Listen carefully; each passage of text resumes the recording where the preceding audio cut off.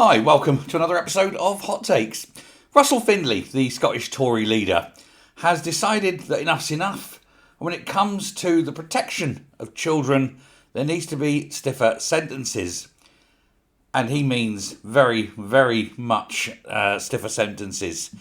He's calling for those low-life degenerate scum that harm children, that abuse them, to be given mandatory life sentences as he's blasting the SNP's soft justice system.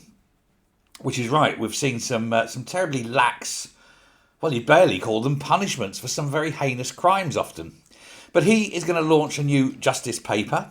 He wants all party support. He says this is not a party political issue, this is a humanity issue, and he's hoping that all parties get behind it on the principle that those who do terrible things should face terrible punishment, really.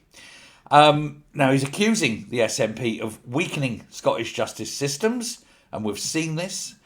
He's accusing them of betraying the families and the victims of the the victims and the families of the victims. And he's setting out his plans to strengthen the courts and to make the punishment fit the crime, as Gilbert and Sullivan would have put it. The main policy, of course, is this mandatory life sentence to child rapists, ensuring that they're kept off the streets for decades. I would suggest life meaning life for such people.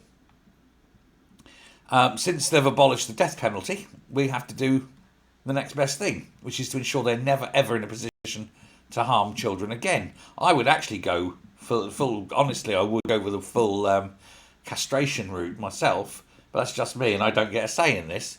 But at least there'd be no recidivism. But under the Scottish National Party's current government guidelines, these very loose, lax and frankly appallingly bad sentences have been handed out, which includes, especially for those aged 25 and younger, because say 25 and younger, you're not fully aware of your actions. This is strange considering they say that 8-year-olds also should be able to make life-changing decisions such as gender surgery. Weird, isn't it? Playing it both ways. But this is what happens when you have these joke of a party. I mean, the case of the 23-year-old rape a child and gets given litter picking duty because he's under 25. No, that's not good enough. And of course, prosecutors in Scotland are using an increased, or at least they're increasingly using, the diversion from prosecution. In other words, just admit you're sorry, pay a little fine, have a slap, and you're looking to avoid having a criminal record completely. Have a little bit of social work, a little bit of therapy, and then, hopefully you won't do it again. This is no deterrent, is it? Do something, go and spend half an hour with a social worker, go and listen to a psychiatrist for 20 minutes, and away you go. And you could have done something pretty nasty. So I'm actually with this plan. I think it's absolutely there. They're saying they want to tighten the bail laws to help prevent crimes being committed by those on bail. I agree with that, particularly for violent criminals or anyone that's done harm.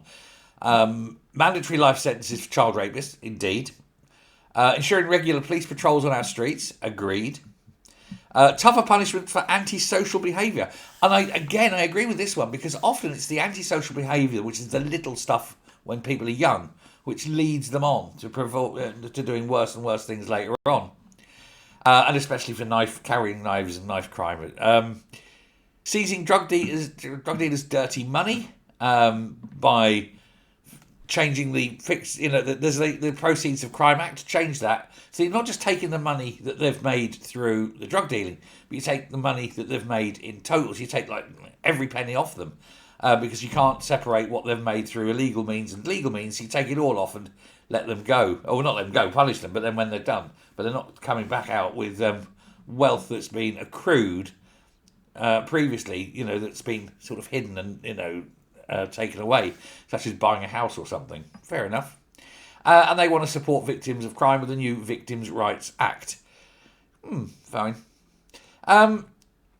The problem with Scotland is these lax laws, and they're not being utilised to the full because, well, they haven't got enough prisons.